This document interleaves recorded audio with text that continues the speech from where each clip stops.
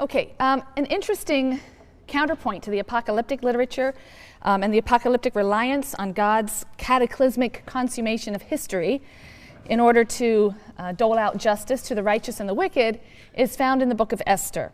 And this is a short novella.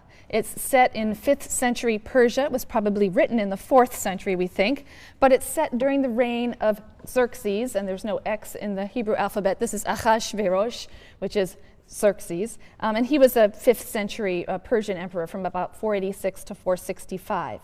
And it's another heroic fiction that features a Jew in the court of a Gentile king. So it's like Daniel. And the Jews of Persia are threatened with genocide, and they are saved not by divine intervention, but entirely through their own efforts. Indeed, the book of Esther does not mention God once.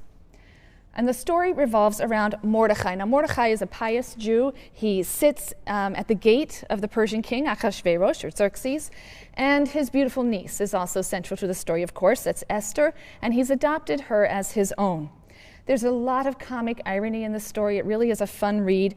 Time is not going to permit me to go into the various subplots and the dramatic reversals, the ironies and twists, but I will just highlight a few of the most salient points that are relevant to the conversation we've been having.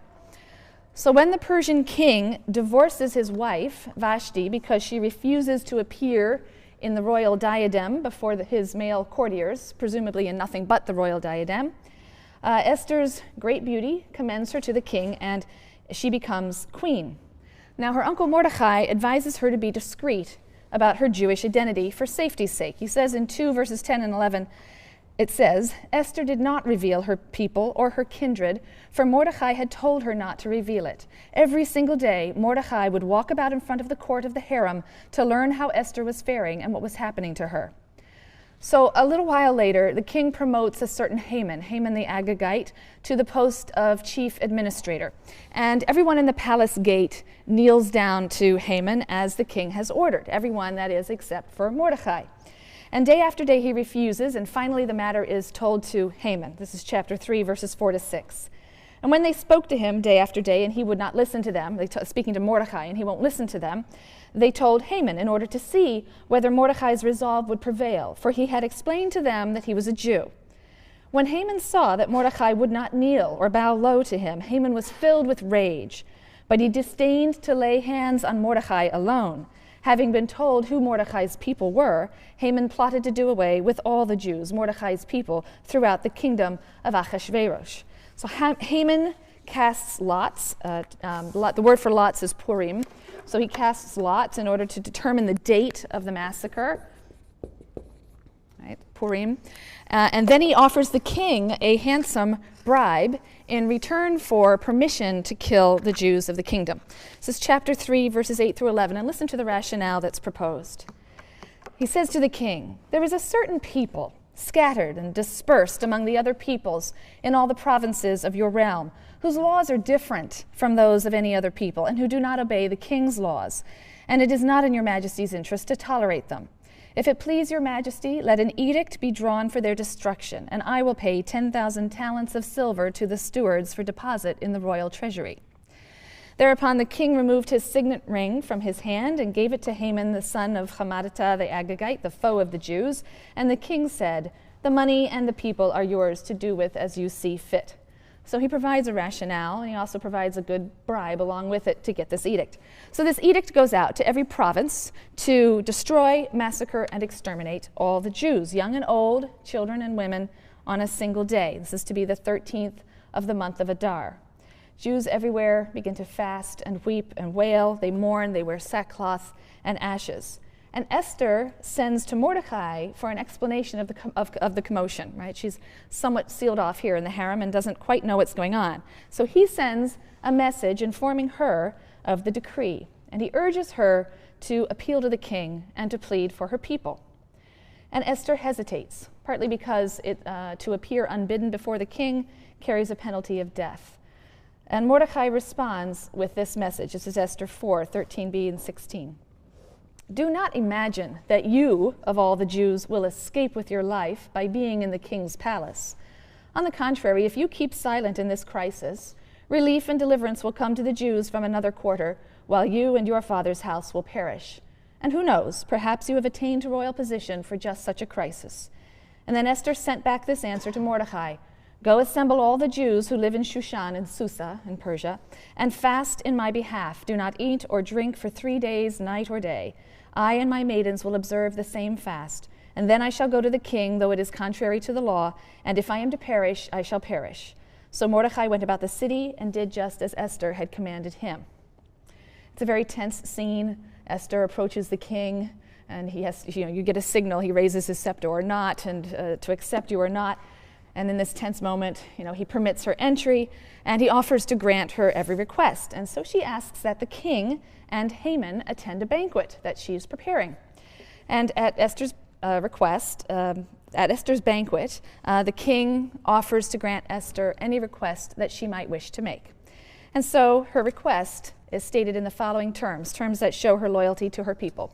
Esther 7, 3b and through 6. "If your majesty will do me the favor, and if it pleases your majesty, let my life be granted me as my wish, and my people as my request. For we have been sold, my people and I, to be destroyed, massacred, and exterminated. Had we only been sold as bondmen and bondwomen, as slaves, I would have kept silent, for the adversary is not worth the king's trouble." And thereupon King Ahasuerus demanded of Queen Esther, "Who is he and where is he who dared to do this?" "The adversary and enemy," replied Esther, "is this evil Haman." And Haman cringed in terror before the king and queen. So Esther boldly reveals her Jewish identity before the king. She expresses her solidarity in her speech with phrases like "we" and "my people" and "I." And there's a real comedy of errors that follows. The king leaves the room in a rage, and Haman falls prostrate on Esther's couch to beg for his life. And so when the king re-enters the room, he sees Haman in this compromising position, and he declares, "Does he mean to ravish the queen in my own palace?" So he orders Haman to be impaled on the very stake that Haman had set up for Mordecai. And Mordecai, in fact, is then elevated in Haman's stead within the court. But the Jews are still in danger because an edict of the king's cannot be revoked. Once a word has gone forth from the king, it is law. So the solution is a second edict in which Ahasuerus charges the Jews to arm and defend themselves. And so then we have another of many reversals in this story. What was to be a day of defeat and massacre of the Jews becomes a day of triumph, as the Jews, who now have permission to arm themselves and fight, slay those who were bent on murdering them. The victory celebration, which is the festival of Purim, is commemorated by Jews to this day. The very melodramatic story of this luxurious Persian court life and all of the attendant political intrigue that goes on in the story, it's recreated in annual Purim celebrations, very raucous, carnival-like dramatizations. According to the Talmud, on Purim, it's a mitzvah, which can mean a commandment or a good deed, to get so drunk that you can't distinguish between Mordecai and Haman. But for all of that, there are some very important and striking themes in this story. First, there's the ethnic element of Jewish identity rather than religious that comes to the fore in the book of Esther. The presentation is secular. The Jews are described as a people, an ethnos. Esther is fully assimilated to her Gentile environment, unlike Daniel, who prays towards Jerusalem daily in the court of the king and observes the dietary laws in the court of the king. We hear nothing like this about Esther at all. There's also a very human and very anti-apocalyptic message in this story. It gives expression to the conviction that solidarity and heroic resistance are necessary in the face of overwhelming anti-Jewish aggression to ensure Jewish survival. This, according to the book of Esther, so different from the book of Daniel, is the lesson to be learned from Israel's history. And if the book of Esther presents one alternative to the post-exilic eschatologies in which Yahweh's enemies are afflicted and consumed for their wickedness, then the book of Jonah offers another perspective. The book of Jonah is actually found among the section of the Bible called the prophets, the second section, the prophetic books of the Bible. And that's because in the book of Kings, 2 Kings 14:25, we have someone identified as Jonah, the son of Amittai, the prophet. And so Jonah, this is the same Jonah, and so the book is considered to be among the books of the prophets. But it differs in significant ways from the other prophetic books. It is not, in fact, a collection of oracles. It's actually a story, a somewhat comic story, a comic tale about a reluctant prophet named Jonah. The second interesting or unusual thing about this book is that Jonah is commissioned by Yahweh to carry a message to the people of Nineveh, the capital of Assyria, not to the people of Israel. The Israelite concept of divine mercy receives its full expression in the book of Jonah. In the first chapter, Jonah receives a call from Yahweh, who instructs him to go to Nineveh, whose wickedness is great, and to proclaim God's judgment. Chapter 1, the first 3 verses. The word of the Lord came to Jonah, son of Amittai. Go at once to Nineveh, that great city, and proclaim judgment upon it, for their wickedness has come before me. Jonah, however, started out to flee to Tarshish from the Lord's service. That's like saying he got up and went to Timbuktu. Tarshish was the farthest extent of the known world navigable through the Mediterranean. So it's rather comic. Go to Nineveh, and he got up and went in the opposite direction as far as he could. He tried to flee from the Lord's service. He went down to Jaffa, and found a ship going to Tarshish. And he paid the fare and went aboard to sail with the others to Tarshish, away from the service of the Lord. So he does this immediate about face in a very comic touch and sets sail for Spain, the other end of the Mediterranean. But of course, Jonah cannot escape from God, and God sends a storm which threatens to destroy the ship. The non-Israelite sailors on board pray to their gods, and then finally they cast lots in order to discover who it is who's brought this danger to the ship. And the lot falls to Jonah. So Jonah confesses that he's a Hebrew who worships the Lord, who, as he now realizes, made both land and sea. And that is a fact that strikes great terror in the heart of the sailors when they hear this, that his God is Yahweh. And Jonah further adds that he's trying to flee from God's service, and the clear implication is that he is the cause of this terrible storm. So Jonah proposes that he be thrown overboard to save the ship. The sailors strive mightily to battle the storm, but finally, in despair, they pray to God, Yahweh, to forgive them for killing an innocent man, and they heave Jonah overboard and save the ship. Now, the sailors are said by the narrator to revere God. They offer a sacrifice to him. They make vows. Now, in the meantime, God has appointed a huge fish to swallow Jonah and so preserve his life. And from the belly of this fish, Jonah prays to God. The prayer, or the psalm, is not entirely appropriate to the narrative context. It's probably an insertion in the story by a later writer. It's an insertion that was probably suggested by references within the prayer to drowning in the deep, to crying out to God from the belly of Sheol, and Jonah is in the belly of the fish, so that linguistic resonance may very well have been what prompted someone to insert this prayer here. And in any event, in response to Jonah's prayer, God orders the fish to spew Jonah out onto dry land. In chapter 3, Jonah gets his second chance. God calls him again, and in contrast to his first response, this time Jonah sets out for Nineveh at once, and he proclaims God's message. In 40 days, Nineveh will be overthrown. And then comes the shocking element in the story. Chapter 3, verses 5 to 10. The people of Nineveh believed God. They proclaimed a fast, and great and small alike put on sackcloth. And when the news reached the king of Nineveh, he rose from his throne, took off his robe, put on sackcloth, and sat in ashes. And he had the word cried through Nineveh, by decree of the king and his nobles, no man or beast of flock or herd shall taste anything. They shall not graze, and they shall not drink water. They shall be covered with sackcloth, man and beast, and shall cry mightily to God. Let everyone turn back from his evil ways and from the injustice of which he is guilty. Who knows but that God may turn and relent? He may turn back from his wrath so that we do not perish. God saw what they did, how they were turning back from their evil ways, and God renounced the punishment he had planned to bring upon them and did not carry it out. So idolatrous Nineveh believes God and humbles itself before God, hoping to arouse his mercy. And in another humorous touch, we read that even the animals are wearing sackcloth, right? They're fasting and crying out to God. So from the greatest to the very least, the inhabitants of Nineveh turn back from their evil ways, and God's mercy is in fact aroused.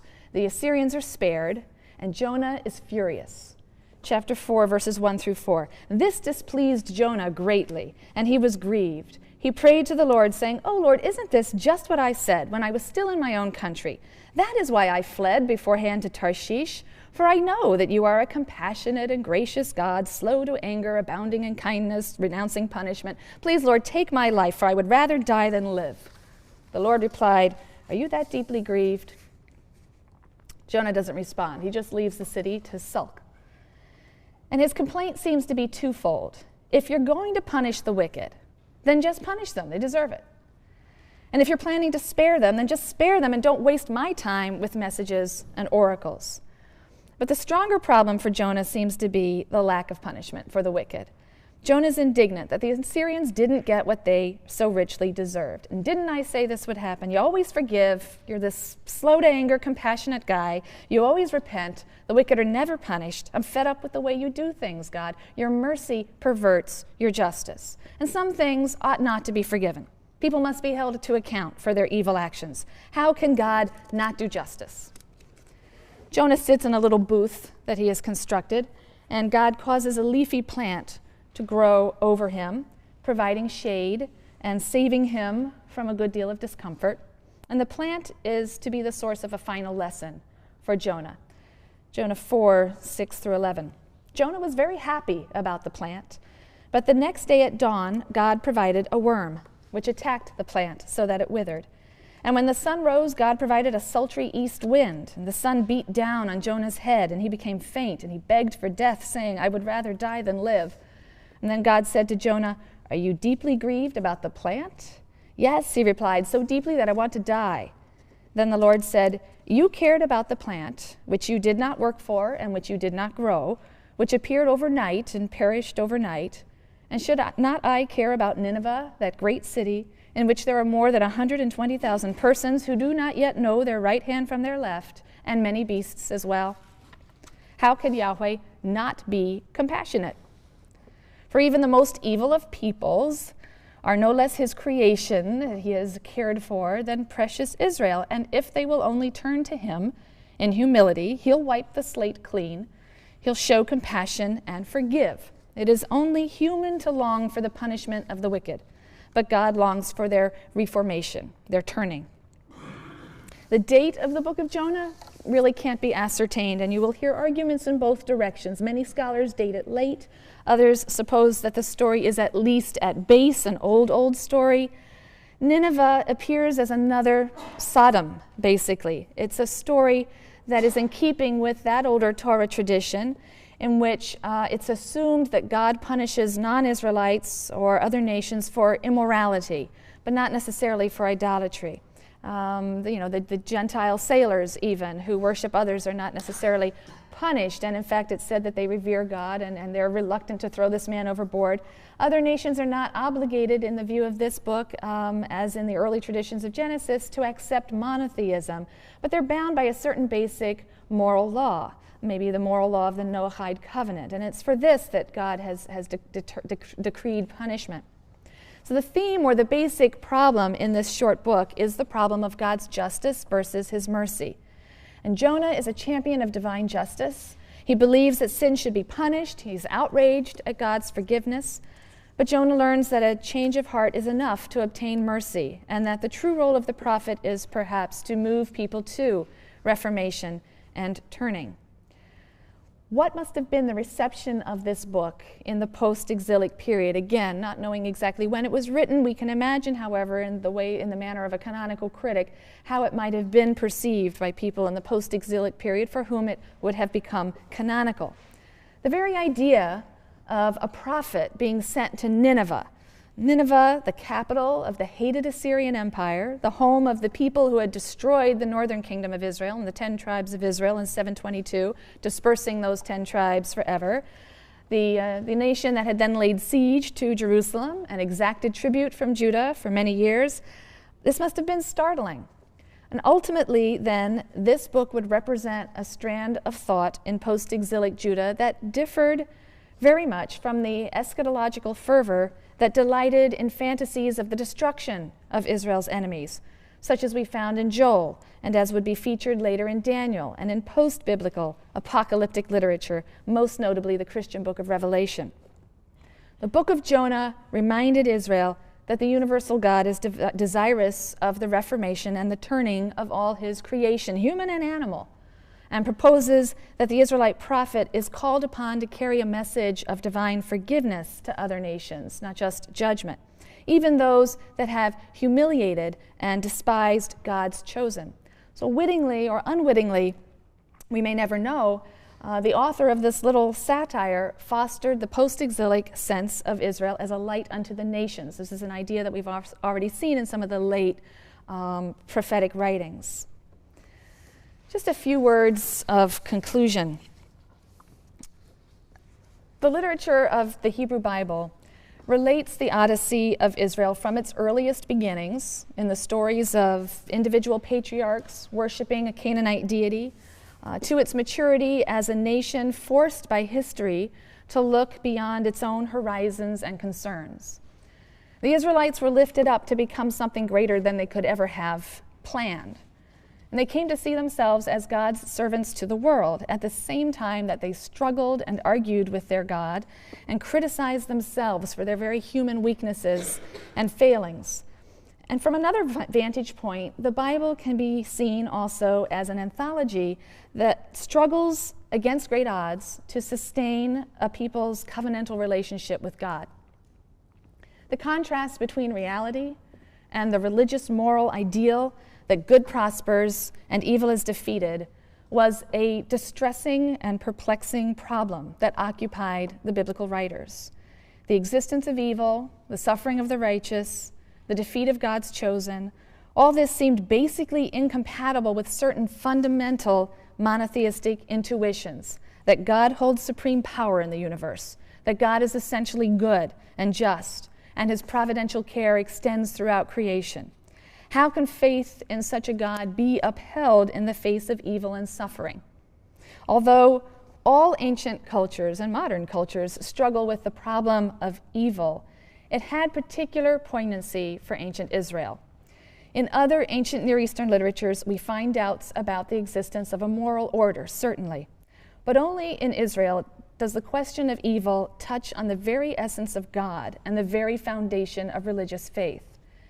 Paganism posits the existence of primordial evil demons or gods, and thus the existence of evil and suffering does not impugn the good gods themselves.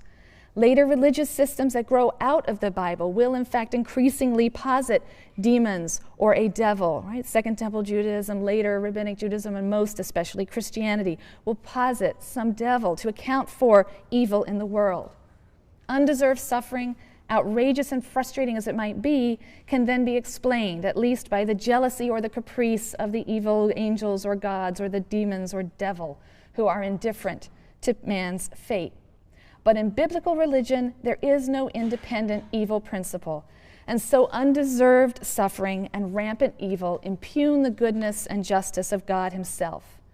And biblical persons have no refuge from evil and suffering other than faith in God's justice. And if that justice is slow in coming, then despair and doubt threaten. For this reason, Israelite theodicy, I think, is charged with great pathos because the stakes are so high. If one loses faith in an essentially moral universe, one loses God. Or at least, as we saw in the book of Job, one loses a God who governs the world according to a clear moral standard. But the biblical writers don't approach the problem as philosophers or theologians might. For the philosopher, theodicy, the problem of evil is primarily a logical problem. It's a contradiction. How can a just and good God allow evil and suffering to exist in the world? And like any other logical problem, it's best solved, according to the philosophers and theologians, through the careful construction of a systematic argument. This is not the method or the approach of the biblical writers. For them, the problem is not philosophical. It is personal. It is psychological. It is spiritual. The burning question is really this: How can one sustain a commitment to Israel's God in the face of national catastrophe and personal suffering?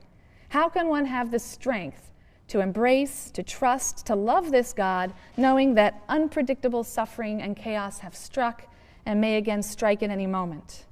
And various writers from various periods add their voices to Israel's struggle to come to terms with the problem of sustaining faith in the midst of evil and suffering. The Bible's aim is not to solve the philosophical problem of theodicy, so much as it is to enable the relationship with God to survive all shocks, to make life in covenant with God a viable option despite the evil and the suffering that are experienced by the faithful. The Bible doesn't offer one single model of how to cope with this problem. A dynamic relationship with what is perceived to be a living personal God rather than the static God of the philosophers is too complex to be captured in a single-dimensional theology. Systematic theology could not do justice to the variegated experiences of the nation and of an individual life. And that's not the mode or genre chosen by the biblical writers. And so various models are presented, not all consistent with one another, but each serving a particular segment of the community coping with a particular challenge at a particular time. And each is an attempt to sustain Israel's relationship with God in the face of challenges to that continued relationship.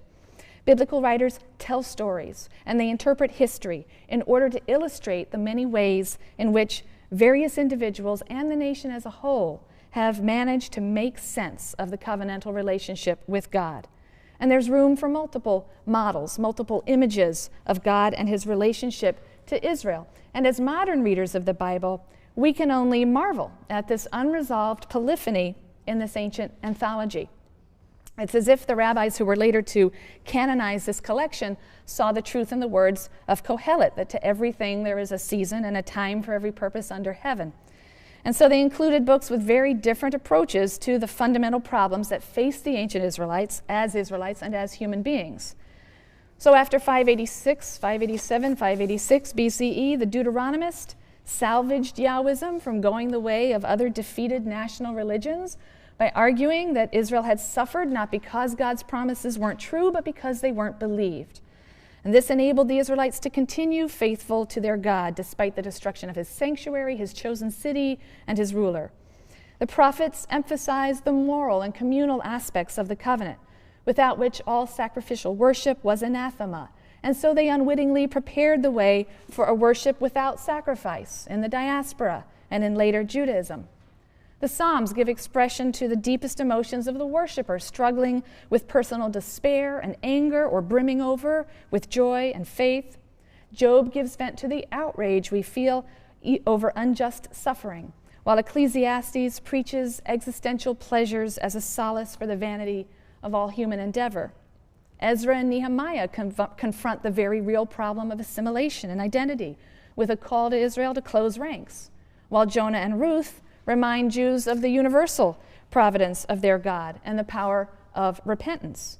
Esther and Daniel provide encouragement of radically different types for Jews under threat of persecution and massacre, one a plea for self-reliance and solidarity, and the other a promise of divine intervention in an apocalypse. Do all these books contradict each other? No more than I contradict myself when I say that today I feel happy, but yesterday I felt anxious. Israel's relationship with God has always been a dynamic and a complex one. And to each of these books, there was a time and a purpose in the past. And as countless readers of the Bible have discovered over the centuries, these books offered continued teaching and inspiration in the shifting moments of every age. Thank you very much for your attention this semester. Don't forget the review session that will be held here with me next week from 10:30 to 12:30. And you're early. You get to go home 10 minutes early. Thank you.